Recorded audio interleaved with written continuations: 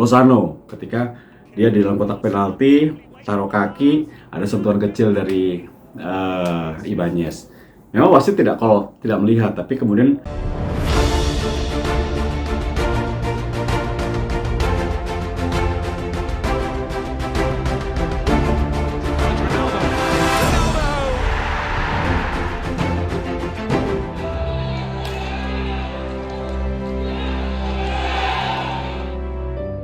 kembali di channel gue Tes10 TV.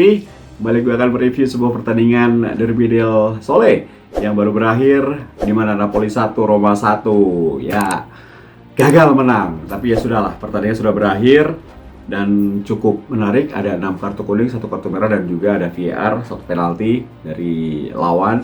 Dan Roma mampu menciptakan gol melalui El Shaarawy dan juga ada 8 menit tambahan ya. Sangat-sangat menegangkan dan menarik.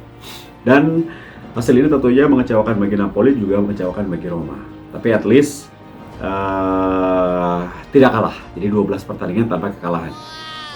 Oke, kita lihat dulu bahwa susunan pemain sedikit menarik karena memang membangun cadangan Mkhitaryan ya. Jadi lini belakang tidak ada masalah. Rui Patricio, Mancini, Smalling, dan Ibanez sesuai dengan prediksi. De Castro di kanan sesuai prediksi, Zalewski di kiri sesuai prediksi. Yang menarik adalah Sergio Oliveira dipasang dengan Cristante.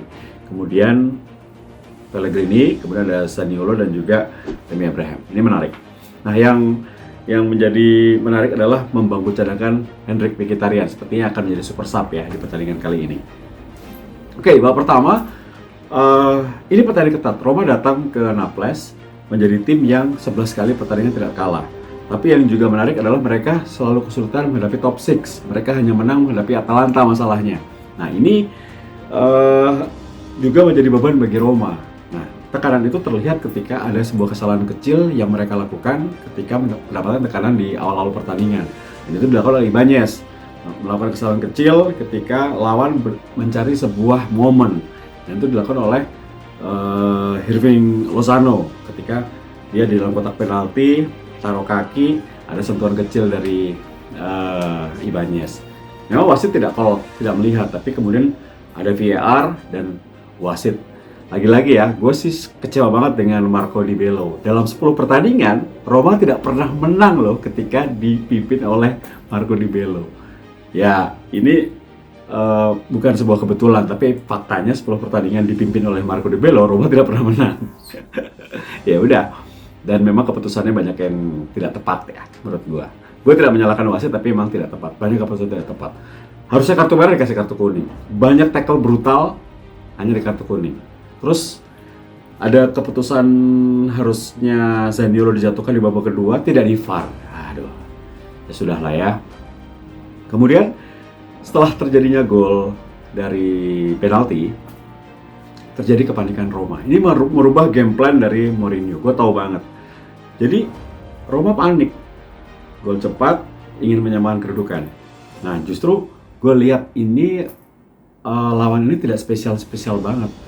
Serangan dari Napoli ini tidak terskema dengan baik. Mereka hanya bertahan. Mereka terfokus mematikan Zaniolo, Pellegrini, dan Abraham. Sehingga mereka hanya melakukan serangan tuh dari sayap. Osimhen aja jarang banget dapat bola.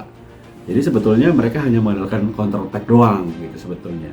Dan ini tidak membahayakan Roma sama sekali. Tapi Romanya banyak membuang peluang guys. Zalewski berapa kali, Zaniolo main egois banget di babak pertama.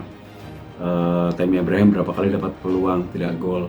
Dengan bebas Pellegrini masih kena mistar. Intinya babak pertama apes. Roma tidak berhasil mengkonversikan menjadi gol. Banyak peluang yang terjadi. Ini juga menjadi malam yang tidak beruntung lah di babak pertama. Dan Rui Patricio juga untung tampil bagus ya di babak pertama ya. Jadi babak pertama itu Bryan Cristante juga tidak bisa menjalankan tugasnya dengan baik. Koordinasi dengan Sergio Oliveira kacau. Karena gue lihat di babak pertama Fabian Ruiz, Lobotka, dan juga Anguissa bermain lebih fluid, lebih dominan bagi lini tengah dari Napoli. Jadi babak pertama buat gue keunggulan Napoli wajar. Selesai. Di babak kedua, gue berharap bahwa ada pergantian pemain, khususnya lini tengah. Semoga Bryan Cristante diganti. Benar, Bryan Cristante diganti. Yang masuknya Mkhitaryan.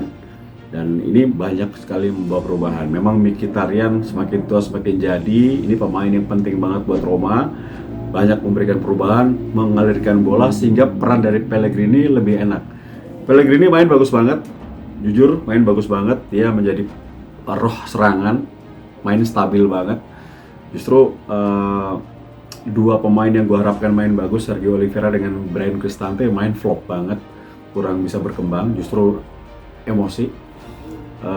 Zalewski main bagus, hanya saja keputusan untuk melakukan shooting atau passing ini kadang-kadang masih belum maksimal.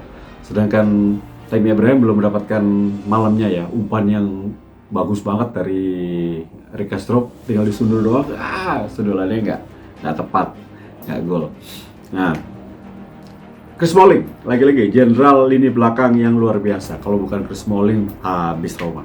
Ini luar biasa. Jadi menurut gue lini belakang mantap, kecuali Ibanez hanya sekali kesalahan itu yang membuat dia rapornya kurang bagus malam ini. Nah, akhirnya pergantian pemain menurut gua Mourinho the special one. Ini pergantian pemain yang tepat ya, masuk El Shaarawy, Verto, Carlos Perez. Ini tepat banget. Masuknya mereka membuat Roma dominan banget. Babak kedua milik Roma. Ini Roma yang gua kenal, ini Roma yang mengalahkan Bodo, ini Roma yang mengalahkan Atalanta, ini Roma yang mengalahkan Lazio. Hanya saja memang penyelesaian akhirnya kurang. Kalau Roma tenang, mungkin gol dari El Shaarawy itu adalah awal dari gol kemenangan Roma. Setelah itu ada gol lagi, hanya saja kurang tenang gitu. Felix Avena itu kurang tenang, harusnya dia lebih tenang. Kurang bisa memanfaatkan peluang lah.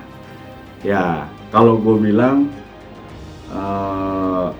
Roma dirugikan oleh keputusan ketika jatuhnya seorang Zaniolo dalam kotak penalti. Harusnya VAR ya, harusnya VAR itu awalnya itu. Tapi ya sudahlah, memang takdirnya nggak kalah, jadi ada gol dari El Shaarawy. Kemudian setelah gol itu banyak peluang ya, atau 2 atau 3 tuh sayang banget nggak gol ya. Padahal setelah gol El Shaarawy, Napoli kacau banget tuh, udah dibombardir sama Roma. Kalau bisa 2-1 aja, aduh.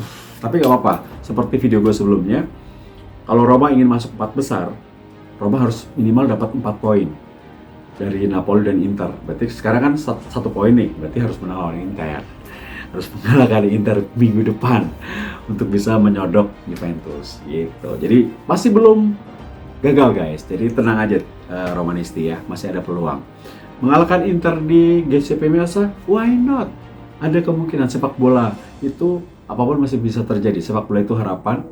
Roma kalau mainnya kayak babak kedua, apapun masih bisa terjadi. Oke, kita berharap aja. Semoga Zaniolo cederanya tidak parah, bisa main lawan Inter ya. Tapi kalaupun tidak, ya nggak apa-apa. Kembali ke Trisula Pellegrini, Mkhitaryan dan juga Tammy Abraham. Oke, itu ulasan gua. Jadi Roma tidak beruntung, tidak bisa menang lawan Napoli, tapi gue salut dengan perjuangan Roma di babak kedua, dan gue sedikit kecewa dengan kepemimpinan wasit Marco Di Bello ya, yang kurang tepat lah keputusannya. Merusak estetika sebuah pertandingan grande partita, sebuah derby del Sole gitu. Oke, tetap semangat Romanisti, jaga kesehatan. Sampai ketemu di konten berikutnya. Tidak Grosenap. Bye. Dan jangan lupa Forza Roma.